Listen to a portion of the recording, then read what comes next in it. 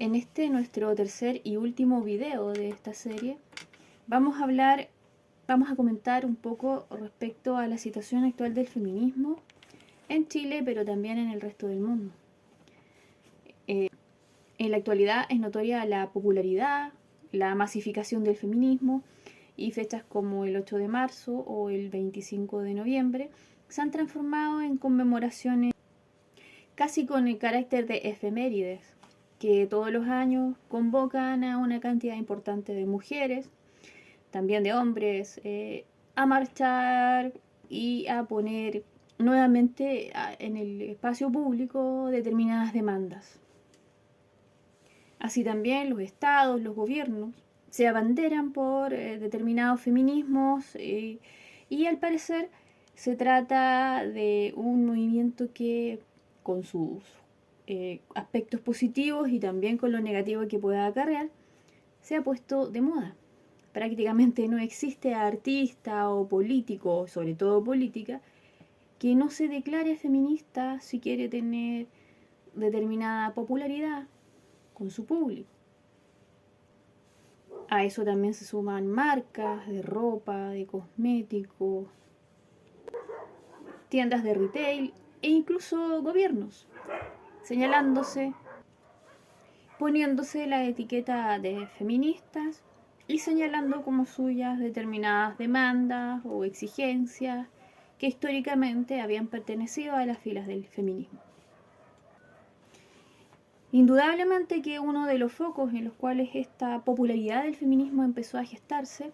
fue en las universidades. Allí las estudiantes comenzaron a reclamar en contra de situaciones de acoso, abusos sexuales y discriminaciones de todo tipo. Y esto fue propagándose y finalmente desembocó en una demanda pública y masiva que fue recogida también, por cierto, por las instituciones, por las leyes y en muchas ocasiones también las propias universidades cambiaron algunas de sus políticas internas con el fin de responder a estas demandas. Dado que este proceso de revitalización del feminismo fue llevado a cabo por estudiantes,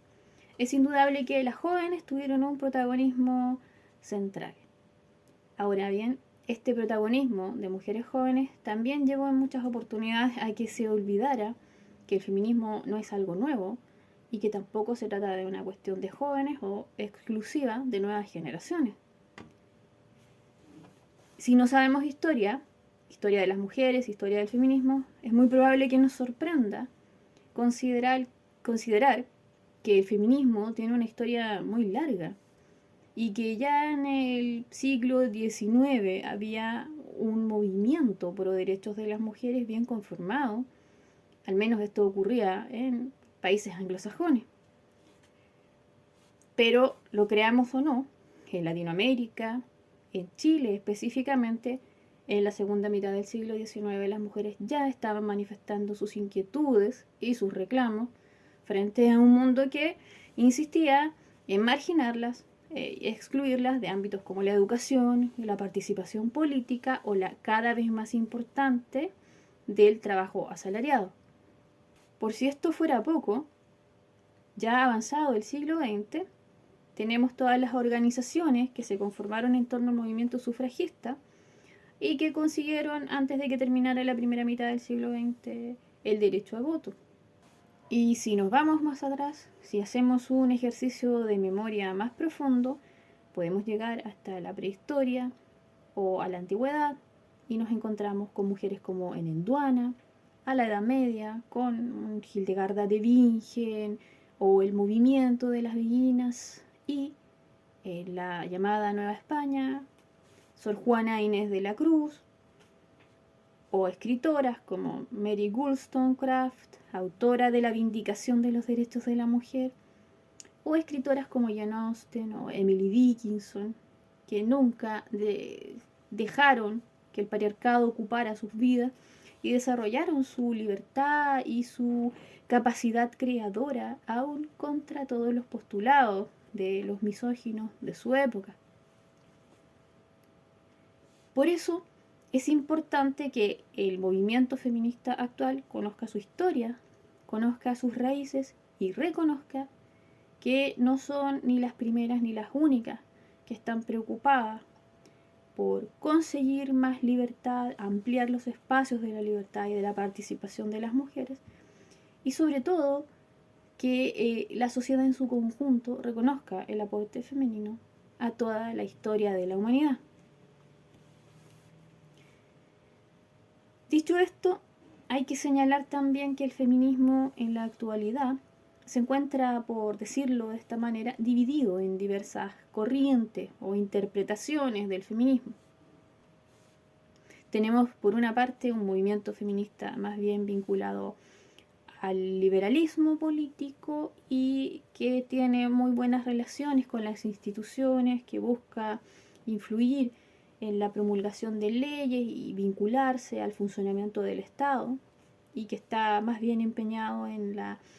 igualdad, en el alcanzar la igualdad jurídica con los hombres en distintos ámbitos, y que constantemente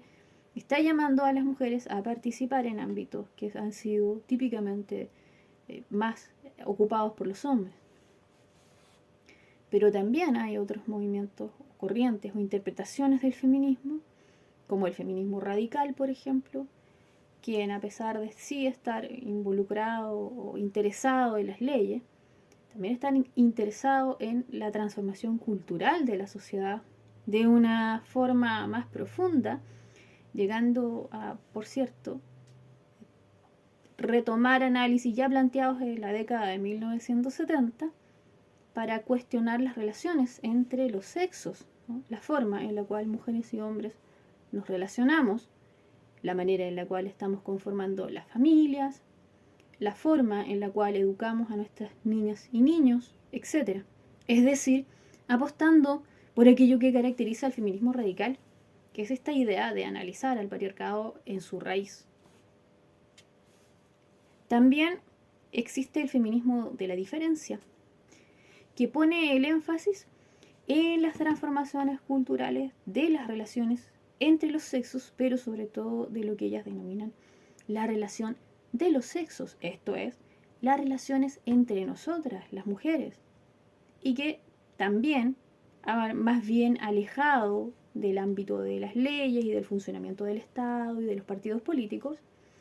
apuesta por crear un cambio civilizatorio, ¿no? Una revolución, una transformación mucho más profunda que, de acuerdo a los pensadores de la diferencia, solo puede ser llevada a cabo por las mujeres, y los hombres, bueno, se sumarán en la medida en que así lo deseen, y que incluso ha llegado a plantear el final del patriarcado. Entendido el final del patriarcado no como que hayan dejado de existir los patriarcas y las violencias patriarcales, sino más bien como que las mujeres ya no creemos en los patriarcas y en el patriarcado, y no creemos en lo que ellos dicen de nosotras, lo que ellas señalan como una pérdida de crédito, que las mujeres le hemos quitado el crédito a los patriarcas y a su patriarcado, ya sea cuestionándolos, separándonos de ellos, ¿verdad? O resistiéndolos. E incluso cuando somos víctimas de los patriarcas, entendiendo que esas situaciones son injusticias contra las cuales, a medida que podemos, nos rebelamos. Por otra parte, ha habido sin duda una pérdida de protagonismo por parte de las mujeres en determinadas corrientes del feminismo, un feminismo que se declara incluyente, vinculado a las disidencias de lo que se denomina sexo genérico, y que ha abierto las puertas a los hombres dentro del feminismo. Eso se vincula más bien con el feminismo institucional y liberal, ya sea de izquierda, de centro o de derecha, ¿ya? Y de alguna manera eso ha posibilitado la entrada de discursos un tanto cuestionables en términos de que realmente defiendan los derechos de las mujeres o que sean beneficiosos para nosotras. La pregunta que cabe hacerse es si es responsabilidad del feminismo y de las feministas y de las mujeres resolver los problemas de los hombres que se consideran parte de alguna minoría sexual o de estas diversidades sexogenéricas. A esto, en general, las feministas radicales responden con un rotundo no, y también lo hace la mayor parte de las feministas de la diferencia, quienes, en realidad, están convencidas de que el feminismo es una cuestión de las mujeres, que debe preocuparse de las mujeres y que debe estar protagonizado por las mujeres. En el caso chileno, quiero destacar la existencia de una interpretación del feminismo, de un hilo del pensamiento femenino que se denomina feminismo de la diferencia sexual radical, cuya principal representante es la feminista, escritora, lingüista, profesora Andrea Franulich-Depix, quien es parte del colectivo feminista llamado Feministas Lúcidas de Santiago de Chile. El planteamiento del feminismo de la diferencia sexual radical busca encontrar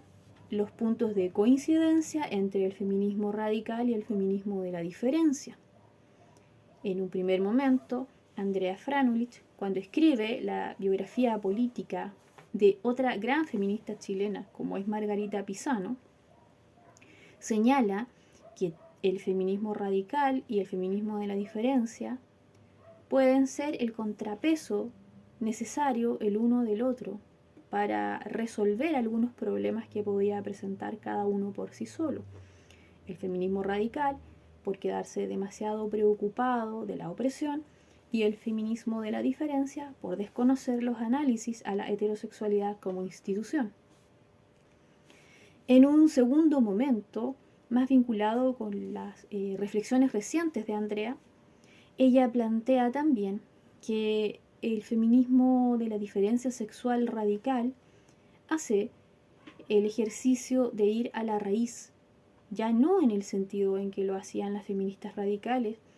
que buscaban descubrir las raíces del patriarcado, sino que en ese movimiento de búsqueda de las raíces lo que se encontró en el fondo fue el origen femenino, materno, y la libertad y la grandeza de las mujeres. Todo esto bajo la idea de que en realidad el patriarcado es apenas un momento histórico, es apenas un paréntesis en la historia de la humanidad, es más bien una expresión civilizatoria tardía y por lo tanto, por ser solo una manifestación específica de la civilización humana, también es algo que tiene un principio y que tiene un final. Por eso, Andrea plantea, junto a otras, que en el origen de la humanidad lo que había no era patriarcado, sino libertad, grandeza y reconocimiento femenino. Y esto parece hasta cierto punto confirmado por investigaciones como las de la arqueóloga lituana estadounidense Marija Gimbutas, por los planteamientos de Riane Eisler. Como sea, sin duda nos encontramos al menos en un momento de crisis del patriarcado, porque en mayor o en menor medida cada vez somos más las mujeres que cuestionamos al patriarcado, que descreemos de él, y al parecer también que lo hacemos de forma más profunda y más radical. Para finalizar, me gustaría compartir la reflexión respecto a qué es lo que está manifestándonos este interés creciente y esta vitalidad que presenta el feminismo, más allá de si una comparte o no algunas corrientes, algunas ideas dentro de ciertas corrientes, de ciertas expresiones, y también más allá de si una se declara o no feminista. Y esto es que las inquietudes de las mujeres están muy vivas y que la necesidad, el deseo de libertad nuestro es cada vez más grande y más evidente. En este sentido, quiero destacar que lo más importante no es ser feminista o declararse feminista A, B o C, elegir una corriente, una identificación dentro del feminismo, sino más bien reconocer nuestra propia capacidad y nuestro deseo de libertad, nuestra propia grandeza, así como también reconocer al la de nuestras semejantes. Por eso, como dice Luisa Muraro, una feminista de la diferencia, no es tanto el feminismo lo que nos interesa, sino lo que nos pasa con el feminismo y lo que el feminismo ha permitido que suceda en nuestras vidas y en la vida de las mujeres en general.